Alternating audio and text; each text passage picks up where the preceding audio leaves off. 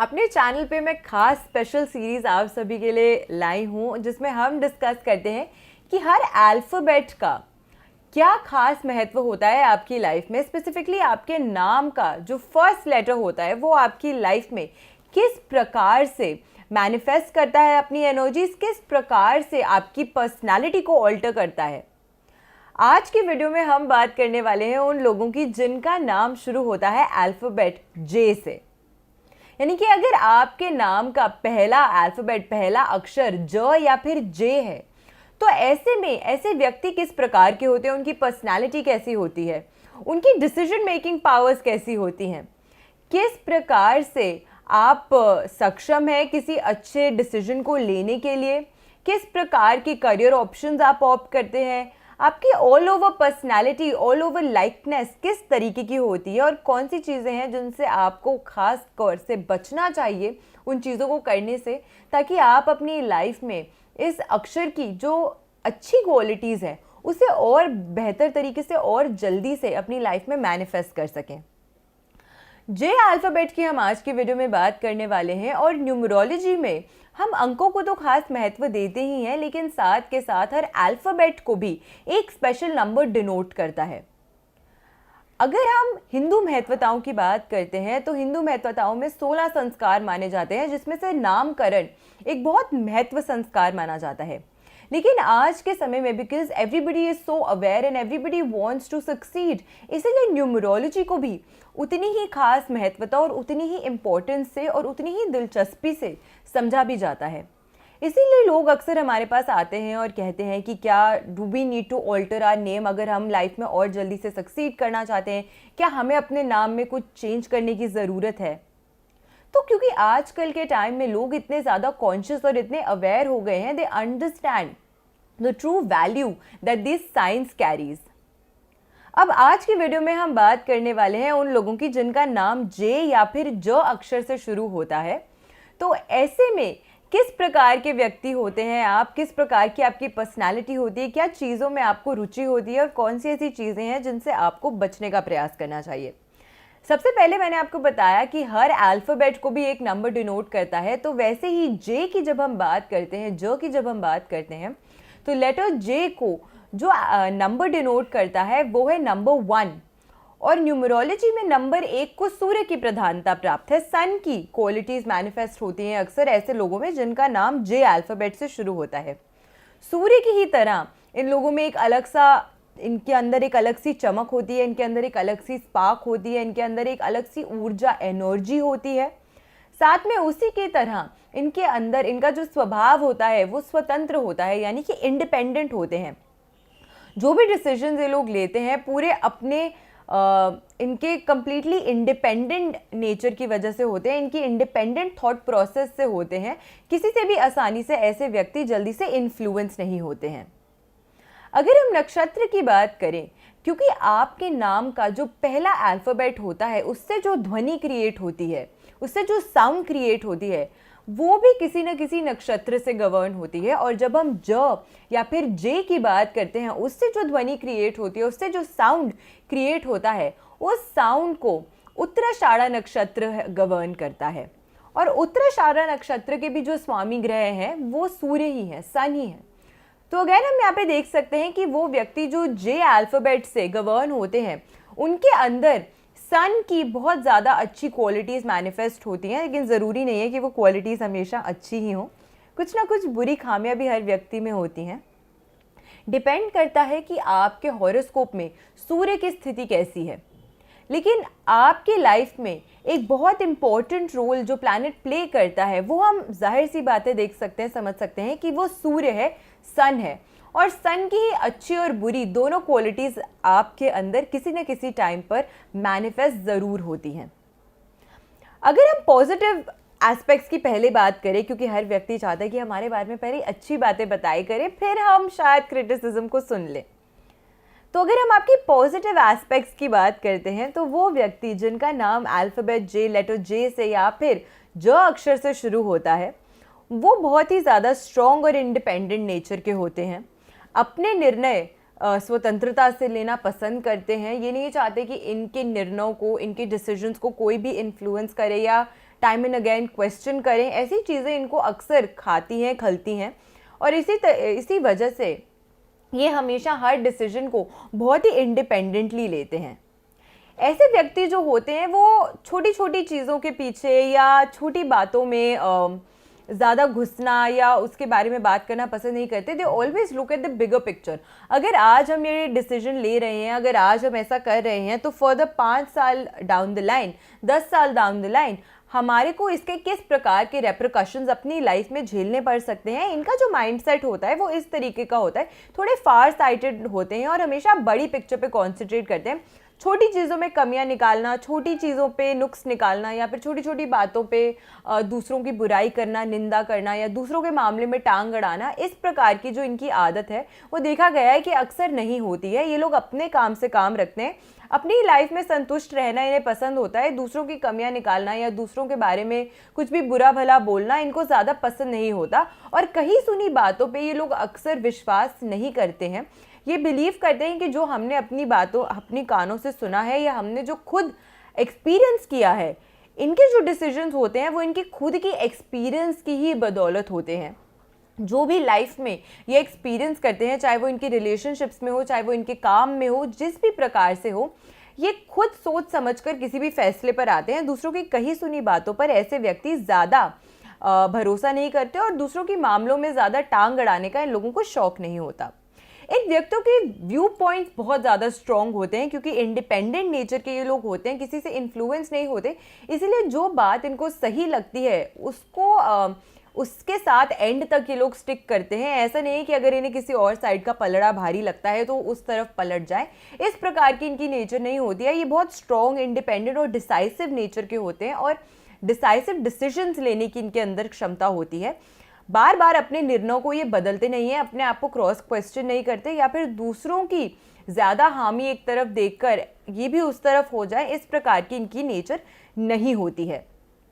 इनको दुनियादारी की बहुत अच्छी समझ होती है। ये दुनिया के लोगों के साथ किस प्रकार से बर्ताव करना है, किस प्रकार से किस लहजे को फॉलो करना है दूसरों के साथ जब ये मिलते हैं, घुलते हैं, उनसे बातचीत करते हैं, तो ये वर्ल्डली मैटर्स को बहुत अच्छे से समझते हैं। सांसारिक जीवन को समझने की, दूसरों को समझने की और परखने की इनके अंदर जो क्षमता होती है वो बहुत ज़्यादा अच्छी होती है। इनके अंदर एक इनबिल्ट क्वालिटी होती है जिसके साथ ये लाइफ में बहुत सक्सीड करते हैं आगे जाके, बिकॉज ये दूर से ही सामने वाले की जो ट्रू इंटेंशंस होते हैं उसको काफ़ी हद तक पढ़ लेते हैं, उसे काफ़ी हद तक भाप लेते हैं।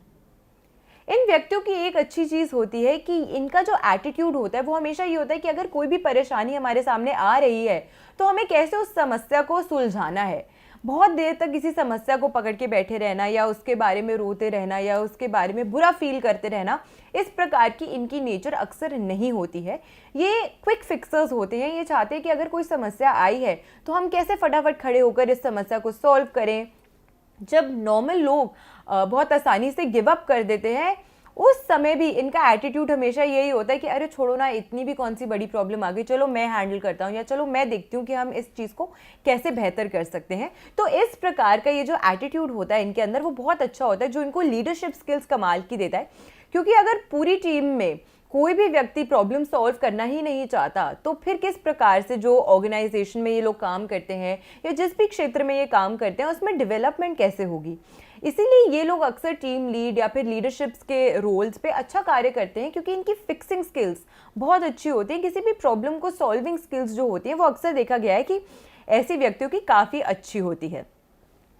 अगली चीज़ जो इन व्यक्तियों में देखी गई है वो ये है कि इनकी लीडरशिप स्किल्स बहुत अच्छी होती है। हमेशा कुछ नया ट्राई करना चाहते हैं, हमेशा दूसरे लोगों को इंस्पायर करना चाहते हैं, चाहे वो अपनी प्रॉब्लम सॉल्विंग स्किल्स से हो, अपनी लीडरशिप क्वालिटी से हो या फिर अपनी दूसरों के प्रति जो इनकी समझ है उसके द्वारा हो। ये लोगों को अपने आसपास हमेशा अच्छे से गाइड करना चाहते हैं और उन्हें इंस्पायर करना चाहते हैं, उन्हें मोटिवेट करना चाहते हैं कि टीम के सारे लोग हमेशा बहुत मोटिवेटेड रहें, खुशी से काम करें इनके साथ मिलजुल कर।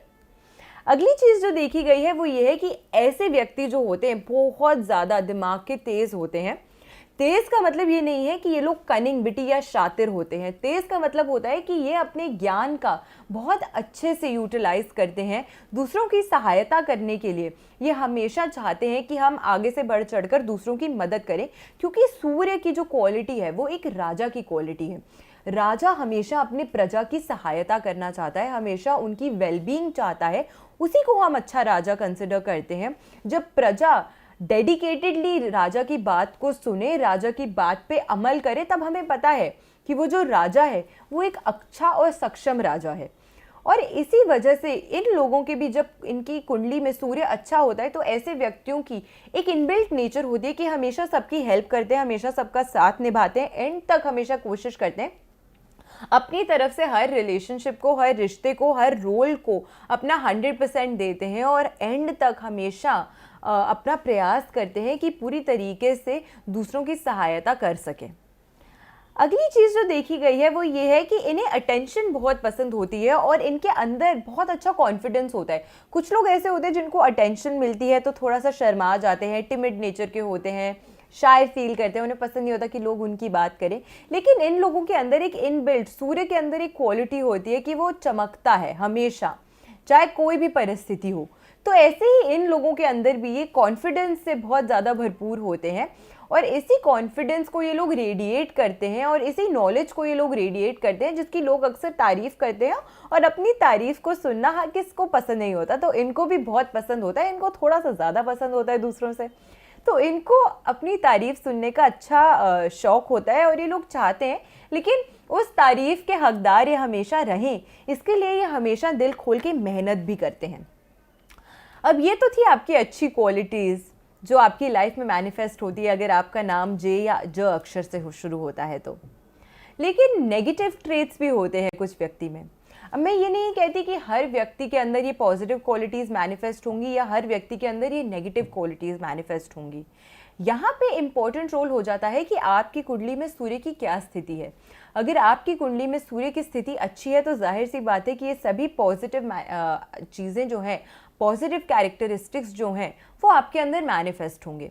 लेकिन वहीं अगर आपकी कुंडली में सूर्य पीड़ित है या ऐसी पोजीशन में है जहाँ पर वो नाखुश है, तो ऐसे में जो इनके नेगेटिव ट्रेट्स हैं वो ज़्यादा मैनिफेस्ट होने लग जाते हैं इन व्यक्तियों की लाइफ में। अब नेगेटिव ट्रेट्स की अगर हम नेगेटिव कैरेक्टरिस्टिक्स की अगर हम बात करते हैं तो इनका सबसे पहला नेगेटिव ट्रेट ये होता है कि ये किसी से भी मदद नहीं मांगते हैं। चाहे कितनी भी ज़्यादा मुश्किल में ये क्यों ना हो, चाहे कितनी भी ज़्यादा डिफ़िकल्ट सिचुएशन में क्यों ना हो, क्योंकि ये लोग बहुत स्ट्रॉन्ग, इंडिपेंडेंट, डिसाइसिव नेचर के होते हैं। इनको पता होता है कि जो भी डिसीजन उन्होंने लिया है वो उन्होंने खुद की कैपेसिटी से, खुद की कैपेबिलिटी से, खुद की सोच समझ से लिया है। इसीलिए अक्सर इन लोगों को एक झिझक रहती है मदद मांगने में। आगे से बढ़कर, या अगर कोई व्यक्ति इनसे मदद ना भी मांगे लेकिन ये अगर किसी को स्ट्रगल करते हो या प्रॉब्लम में देखते हैं तो ये खुद सबसे पहला हाथ आगे बढ़ाते हैं कि क्या आपको हमारी सहायता की ज़रूरत है। ये चीज़ ये खुद भी एक्सपेक्ट करते हैं कि लोग इनके साथ करें, क्योंकि इनको एक इनके अंदर से वो चीज़ नहीं आती कि ये आगे बढ़ के दूसरों से मदद मांग सकें। तो एक ये चीज़ है जो अक्सर ये लोग खुद को ऐसी सिचुएशन में पाते हैं जहाँ पे डिफ़िकल्टी लेवल बहुत होता है इनके साथ, बहुत हार्डशिप्स, ऑब्स्टिकल्स का इनको सामना करना पड़ता है। लेकिन उन ऑब्स्टिकल्स का सामना ये अकेले करते हैं, दूसरों से सहायता मांगने में थोड़ा सा हिचकिचाते हैं। दूसरी चीज़ जो देखी गई है वो ये है कि ये अपनी बातें बिना फ़िल्टर के बोलते हैं। ये हमेशा चाहते हैं कि सामने वाले का भला हो, सामने वाली को जो भी एडवाइस देते हैं ये सच्चे दिल से एडवाइस देते हैं, सिर्फ उनके भलाई के लिए एडवाइस देते हैं। इनके मन के अंदर कभी भी ऐसा खोट नहीं होता या इनके मन के अंदर कभी भी ऐसी इच्छा नहीं होती कि सामने वाले का बुरा हो।